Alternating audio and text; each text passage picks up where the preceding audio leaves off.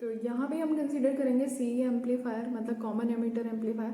तो common emitter amplifier का practical circuit क्या होता है वो मैं पहले आपको दिखाती हूँ।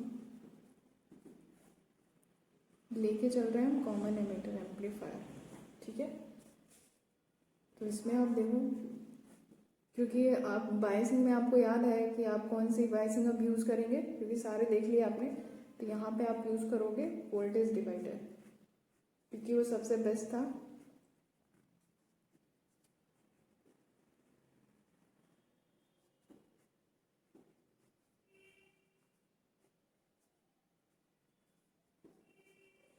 ये लोड लगा हुआ है, ये वी आउट है, ये कपलिंग कैपेसिटर आपको गिवन है, ये तो आपको पता ही है कलेक्टर, ये आर ई और ये सी ई बाईपास कैपेसिटर बोलते हैं इसको। यहाँ पे रेजिस्टेंस आपका R1 और R2, क्योंकि आपने वोल्टेज डिवाइडर यूज़ किया हुआ है। और यहाँ पे भी एक कैपेसिटर लगता है, इसको भी हम बोलते हैं कपलिंग कैपेसिटर। और यहाँ हमने सिग्नल अप्लाई किया हुआ है।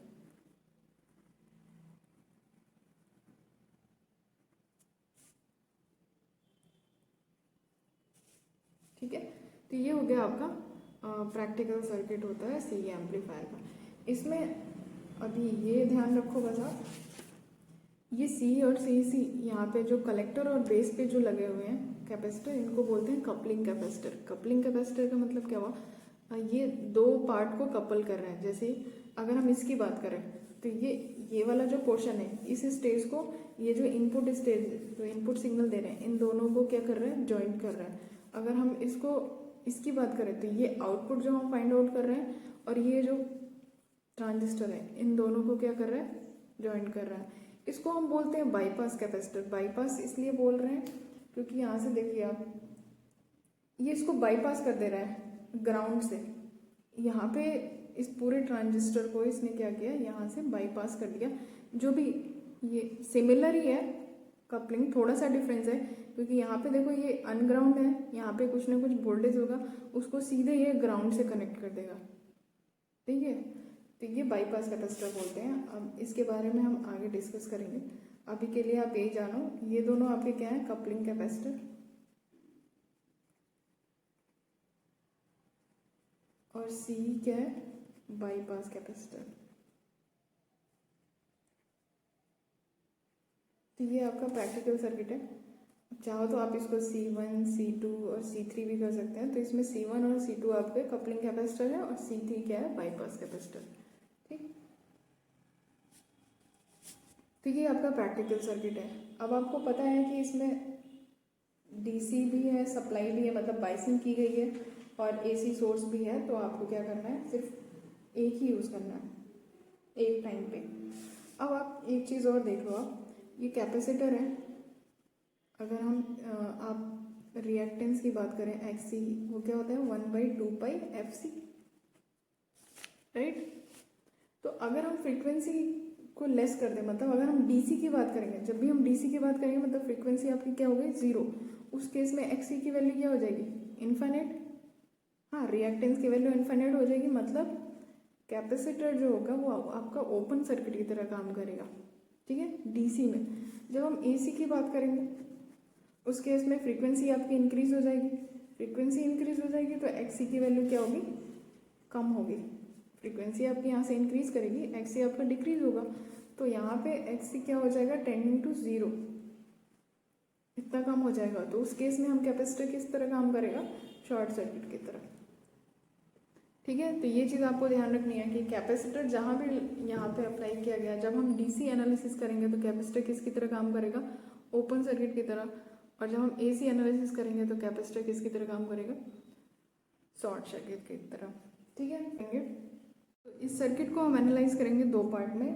पहला हम क्या करेंगे, डीसी एनालिसिस, और सेकंड हम करेंगे एसी एनालिसिस। अब कुछ रूल्स हैं, आप डीसी एनालिसिस करोगे, एसी एनालिसिस करोगे, तो वो रूल्स हम डिस्कस कर लेते हैं। डीसी एनालिसिस के लिए हम डीसी इक्विवेलेंट सर्किट ड्रॉ करेंगे। उसके लिए आपको क्या करना है, फर्स्ट पॉइंट आप हमेशा ध्यान रखोगे कि reduce all voltage source, in fact DC के केस में हम एसी की बात करें, all AC voltage source to zero. Zero का मतलब वोल्टेज सोर्स, जीरो का मतलब शॉर्ट सर्किट, इसको शॉर्ट सर्किट कर देंगे, ओपन कर देंगे अगर कोई भी, open all AC current source.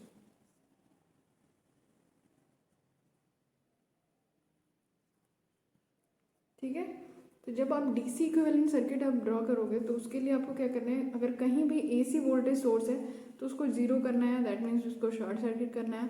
अगर कहीं भी एसी करंट सोर्स है तो उसको क्या करना है, ओपन करना है। इस चीज़ का ध्यान रखेंगे। दूसरा जो हमने अभी डिस्कस किया, कैपेसिटर को आपको क्या करना है, ओपन करना है।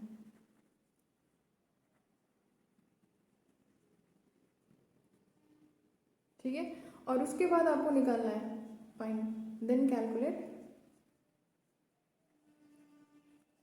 DC current and voltages. ठीक है, तो ये आपका प्रैक्टिकल सर्किट था। ठीक है, अब इसका हम डीसी इक्विवेलेंट सर्किट बनाएंगे, तो कैसे बनेगा आप देखो। ये आपका डीसी सप्लाई है, इसमें कोई चेंज नहीं होगा। कैपेसिटर को हमें ओपन करना है, तो अगर हमने यहाँ से ओपन कर दिया ये सर्किट बिल्कुल अलग हो जाएगा। इसको भी ओपन करना है, इसे भी ओपन करना है और इसको शॉर्ट करना है। खैर, जब ये कैपेसिटर यहाँ से आप ओपन कर दोगे तो यहाँ क्या हो रहा है उससे कोई मतलब ही नहीं है। तो सर्किट आपका क्या बन के जाएगा, डीसी इक्विवेलेंट सर्किट की अगर हम बात करें, ये तो आपकी डीसी सप्लाई है, ये एज इट इज़ रहेगी, और यहाँ पे ये रजिस्टर से कोई लेना देना नहीं है।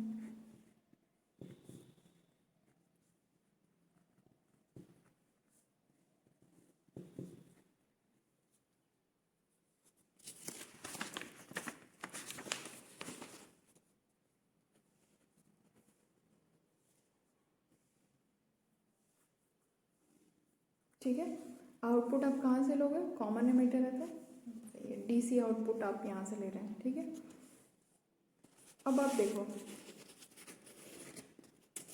ये आपका डीसी इक्विवेलेंट सर्किट बन गया, क्योंकि यहाँ से जब आप ओपन कर दोगे कैपेसिटर को तो ये आरएल तो पिक्चर में नहीं आएगा। ये जब आप ओपन कर दोगे यहाँ से इस कैपेसिटर को तो ये भी पिक्चर में नहीं आएगा।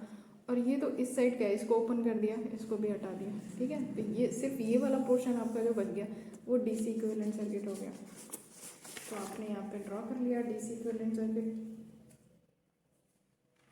इसको सॉल्व कैसे करेंगे वो हम बाद में देखेंगे, अभी सिर्फ आप डीसी इक्विवेलेंट सर्किट ड्रॉ करना सीख जाओ। ठीक है, तो आपको दो चीज़ें ध्यान रखनी है। एसी जितने भी वोल्टेज सोर्स हैं अगर आपके आते हैं सर्किट में तो उन सबको आपको शॉर्ट सर्किट कर देना। अगर वो करंट सोर्स हैं तो उन्हें ओपन सर्किट करना है, और सारे कैपेसिटर्स को ओपन करना है। उसके बाद आप करंट और वोल्टेज निकालते हो डीसी।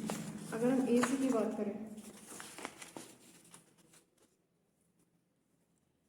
एसी इक्विवेलेंट सर्किट,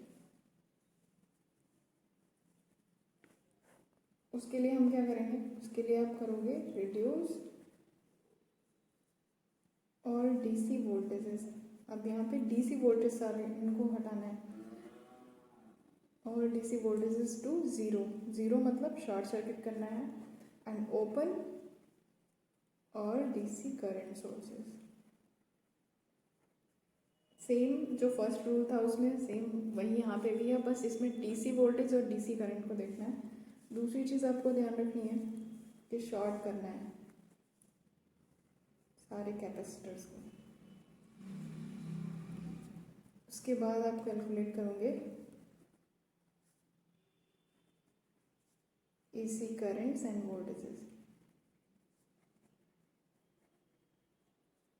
ठीक है, अब आप जो प्रैक्टिकल सर्किट है उसमें से अगर आप ऐसा करोगे तो आपका सर्किट क्या बनेगा देखो। पहले हमने ड्रॉ किया ये ट्रांजिस्टर, रेजिस्टेंस से तो कोई दिक्कत नहीं है, ये आर ही था। अगर आप आर ही यहाँ पे करोगे, पर अगर इसके साथ यहाँ पे हमने जो कैपेसिटर है उसको शॉर्ट कर दिया, यहाँ पे जो सी था इसको हमने शॉर्ट कर दिया और ये दोनों पैरेलल में है, तो ये क्या हो जाएगा, शॉर्ट सर्किट हो जाएगा। नेटवर्क का खेल है एनालॉग इलेक्ट्रॉनिक्स में, आपको नेटवर्क अच्छे से आना चाहिए। तो ये दोनों शॉर्ट सर्किट हो जाएंगे, तो उसकी वजह से इसको हटाना पड़ेगा। और यहाँ पे आपका RC था, राइट, और यहाँ आपका R1 था, और यहाँ R2 तो ग्राउंड था, पर ये R1 और RC दोनों VCC से कनेक्टेड थे। VCC से कनेक्टेड थे मतलब इनको ग्राउंड करना है, क्योंकि उसको जीरो करना है ना DC वोल्टेज को। ऐसा हो गया, इन दोनों को ग्राउंड हो गया। अब यहाँ पे क्या लगा हुआ था, यहाँ पे कैपेसिटर था, शॉर्ट सर्किट होगा, और यहाँ पे आपका RL लगा हुआ है जो कि ऑलरेडी ग्राउंड था। ये आपका Vout ये हो गया। इधर की बात करें, यहाँ पे भी कैपेसिटर था, वो शॉर्ट सर्किट होगा, और यहाँ लगेगा आपका R signal as it is, और ये तो AC सिग्नल है, ये तो रहेगा ही B सिग्नल। तो ये आपका AC इक्विवेलेंट सर्किट हो गया। अगर हम इसको दूसरे तरीके से थोड़ा ड्रॉ करें, इसमें इसको हटा देंगे क्योंकि ये शॉर्ट सर्किट है, तो आपका फाइनल डायग्राम क्या होगा, ये कलेक्टर है, ये बेस है, ये एमीटर है। तो एमीटर सीधे ग्राउंड से कनेक्टेड होगा, यहाँ पे हमने इसको ग्राउंड से कनेक्ट कर दिया। कलेक्टर से क्या क्या चीज़ें जा रही हैं, RC और ये RL दोनों। कलेक्टर से आपका RC हो गया ये, और ये RL, और यहाँ से आपने Vout ले रखा है। अब हम इधर बात करें बेस से। बेस से आपका क्या कनेक्टेड है, R1 और R2। ये R1 हो गया, इसको ग्राउंड कर दिया, R2 हो गया, इसी भी ग्राउंड करना है। और एक चीज़ ये जा रही है, ये हो गया आपका R सिग्नल, V सिग्नल और ग्राउंड। तो ये हो गया आपका AC इक्विवेलेंट सर्किट, ठीक है। और जब फाइनल हम करेंगे तो क्या होगा, जो आपने कैलकुलेट किया है AC करंट AC वोल्टेजेस, उनको ऐड ऑन कर देंगे DC करंट DC वोल्टेजेस के साथ, और आपका फाइनल रिजल्ट आ जाएगा। तो ये था आपका AC इक्विवेलेंट सर्किट और DC इक्विवेलेंट सर्किट। अब इसमें हम और क्या यूज़ करेंगे वो हम देखते हैं। AC इक्विवेलेंट सर्किट तो आपने ड्रॉ कर लिया, DC इक्विवेलेंट सर्किट में आपको कोई दिक्कत नहीं होती है, यहाँ से करंट और वोल्टेजेस निकालते समय। पर AC इक्विवेलेंट सर्किट में आपको ट्रांजिस्टर का मॉडल पता होना चाहिए, उसके बाद आप फाइंड आउट करोगे तो अच्छा होगा।